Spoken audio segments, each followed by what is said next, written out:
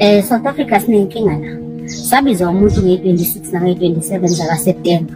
Wathi asize eThwathu, eThepothema, eholweni. Kuzobe kune-Riyaaz Hotel kuyashuthwa.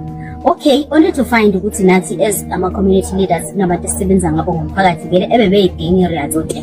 Sithi sizobaphelezela siye khona. Sibaphelezele vele ngoba ubaba bekenenkinga yeforum yakubo exabana nodadewabo. Masifika lapho sathola ukuthi ubaba Makama bathi angeke akwazi ukumsiza ubaba ngoba yena nakho ukhuluma indaba zezindlu yena akakhulumi ngendaba zezindlu. Okay fine, kwaba yindlela yokuthi osisi laba bekwazi ukusirecruit abathi hayi uzani nizoba ngama-audience.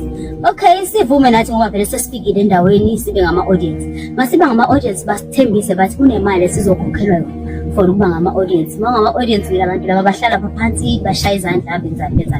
Okay fine, sikwenze lokho. Masiceda lapho sisayine i-register siphume kuthiwe nangathi sasicela nibuyeni u-day 2. Phinde futhi senze kanjalo siku-honore u-day 2. Sibuyele futhi siyolekelela i-Riyaaz Hotel kushuthwe yonke into ibe right. Ama-episode sawashutha awu-5. Hayi mase kufanele sikhokhele usisi simcela ukuthi hayi bo sisi phela uyasikhokhela wena usirecruitile. Ethi hayi ngizonikhokhela maybe after 2 days. Sihambe vele.